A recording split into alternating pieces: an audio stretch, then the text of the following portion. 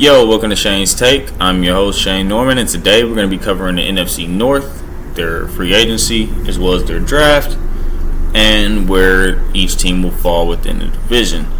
Now, this division has changed a lot. It is going to be something to watch. I think we might see something in this division we've never seen, or we haven't seen in over a decade. So I want to start with fix this light. I want to start with the Minnesota Vikings. So in the offseason, they were able to acquire Byron Murphy, who is a cornerback out of Buffalo. I like him. They got Josh Oliver at tight end, Brandon Powell at wide receiver. But I think their losses well outweighed what they were able to attain. They lost Eric Kendricks, Patrick Peterson. They lost Adam Thielen. They lost Dalvin Tomlinson, their inside defensive lineman. And then they lost Shannon Sullivan, their corner. So they lost a lot. They also lost, I believe they also lost one of their other corners, I believe. If I'm not mistaken, Dantzler. I believe they lost him as well. So they lost a lot. They lost definitely more than they gained. But in the first round, they went out and got Jordan Addison at wide receiver at USC, which, okay. Then they got Mekhi Blackman, a linebacker out of USC. So they addressed two needs that they needed to, as well as at linebacker they drafted Jay Ward out of LSU in the 4th round. Mekhi Blackman was their 3rd round pick, their 2nd pick. And then they went and got Jacqueline Ray, a D tackle out of LSU as well. So they went and attacked their needs, but they definitely took a step back, in my opinion, especially considering the fact that Dalvin Cook coming back, to my knowledge, he's being cut after June 1st. They extended Alexander Madison. So, yeah, I don't see them being as good this year. But I digress. We move on to the Green Bay Packers. They lost. Man, they look completely different, don't they? They lost Aaron Rodgers, Alan Lazard, Randall Cobb, Sharon Reed, their inside defensive lineman, as well as Robert Tonyan. But boy, they had a million picks. They had a lot of picks. I'm impressed about the fact that I was able to fit it on my notes. But they went and got Luke Van Ness, the DN out of Iowa. Oh, I didn't mention who they got in free agency because they didn't get anybody. They got Tavarius Moore, a safety. I don't know where he come from. But they lost everything. They just said rebuild it. But I do like what they have in Jordan Love. In the short clips of him that we did see, I saw somebody that was I saw a starting quarterback, a very efficient. I think he'll do great. I think his decision making, his pocket presence, he looks good, man. It looks like him sitting behind Aaron Rodgers helped him a lot. So we'll see what that turns into. But damn, losing all your receivers kind of sucks. They went and got Luke Van Ness with the first pick, DN out of Iowa. He's a stud. They went and got Luke Musgrave, tight end out of Oklahoma State. No, I'm sorry, Oregon State. Then they got Jaden Reed, a wide receiver out of Michigan State, as well as Tuckin Kraft out of South Dakota State, a tight end. So they went and addressed needs in the first They had 2 second-round picks with Luke and Jaden, a tight end and a wide receiver. They drafted 2 tight ends. I just realized that. Why?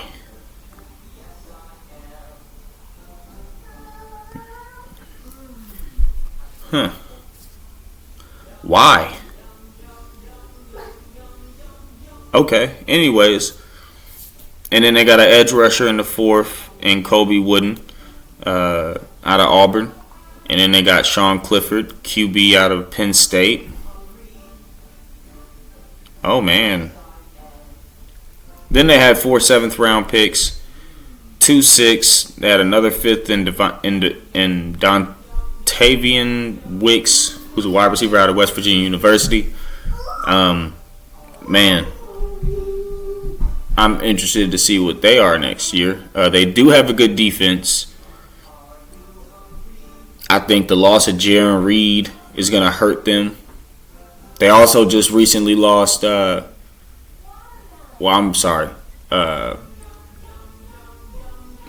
They lost to Darius Smith a while ago, but they with the loss of Jaron Reed, I think that's going to hurt them on the interior. But yeah, man, I'll give their off season like a C, maybe a C plus. But yeah, ugly. Whole lot of draft picks, but ugly offseason for the Green Bay Packers. But I move on to the Chicago Bears, who had what I find to be a damn good offseason. They had a damn good one. So they went and got DJ Moore from Carolina. They got Robert Tonyan, a tight end. They got TJ Edwards, a linebacker out of, I believe it was Philly. TJ Edwards came from. Then they got Tremont Edmonds, a linebacker out of Buffalo. So they really made it a point, like, we're going to stop the run. They also got an interior defensive lineman, DeMarcus Walker. They got Nate Davis at right guard. So they're investing in protecting their quarterback, who I think they should. Justin Fields is a stud, and you don't want him running for his life every play. They went and got Darnell Wright, the offensive tackle out of UT. They got Jervin Dexter, a D tackle out of Alabama, and they got Tyreek Stevenson, a linebacker out of Miami. So I'm interested to see how these picks turn out, because Chicago has talent there. It's just they lost games on the interior on both sides of the ball. On the line, they lost the line of scrimmage. They wasn't able to protect their quarterback. They wasn't able to get to the quarterback. So I'm interested to see how that pans out over there.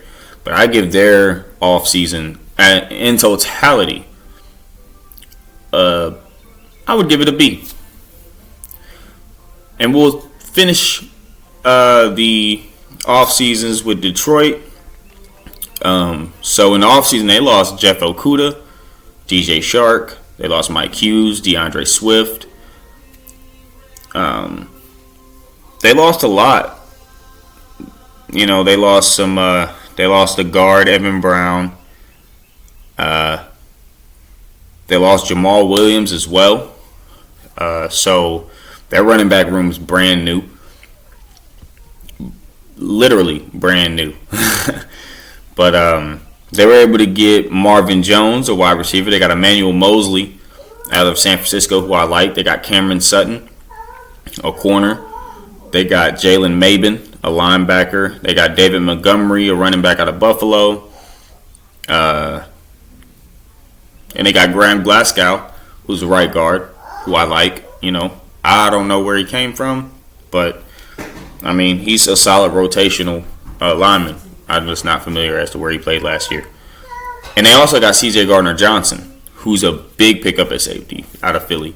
I think that'll help. I like him and Emmanuel Mosley as a combination, as well as Cameron Sutton. I believe he came from Pittsburgh. So they went in the draft and got Jahmyr Gibbs, the running back out of Alabama, with their first pick. And then they had another first-round draft pick and they went and got Jack Campbell, a linebacker out of Iowa. Both of these guys were studs. And then they went and got Sam Laporta, a tight end out of Iowa. And then they got Brian Branch, the safety out of Alabama. They killed the draft. They killed it.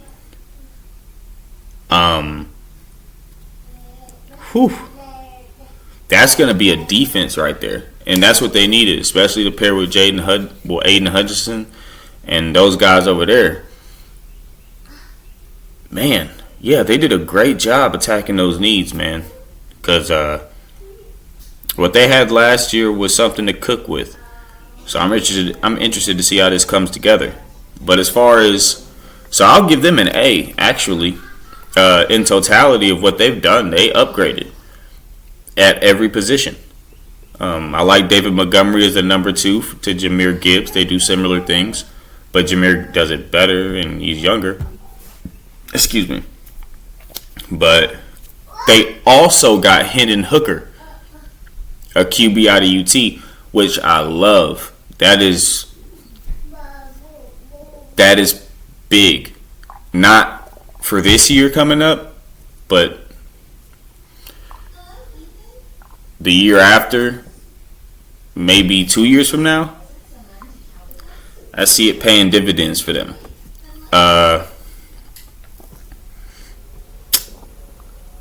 So yeah, I'll give them an A. But as far as where all these teams fall in the division, I think we'll start at the bottom this time.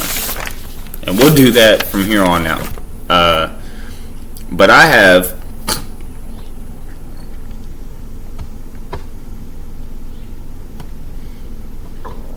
for some strange reason, I just feel like the Vikings are going to see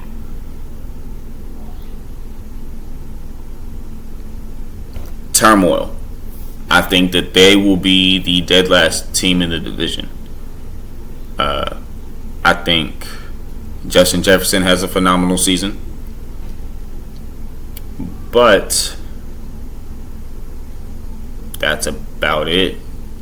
I think they end up being, and I guess you can call that my hot take, but yeah, I see them being the worst team in the division.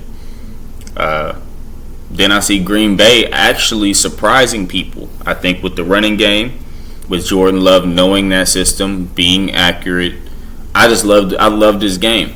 I saw what I saw from him. I saw a 9. I think he finished the game 9 and 10, threw a touchdown. He looked sharp, and I loved it. But I think with their running game, Christian Watson, I think that they'll be able to add pieces.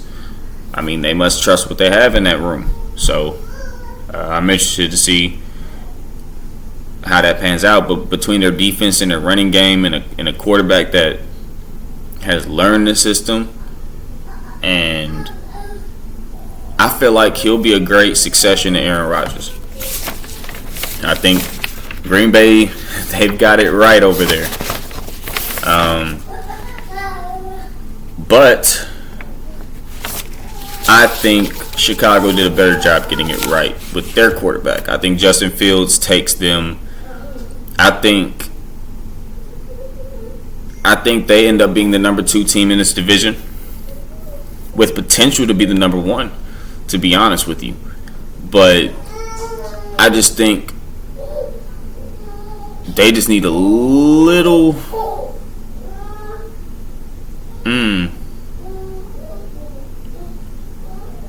They also lost David Montgomery, if I didn't mention that. But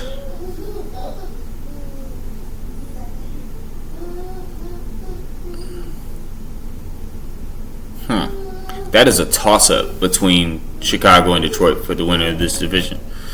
It really is. I'll give the edge to Detroit just because they're deeper.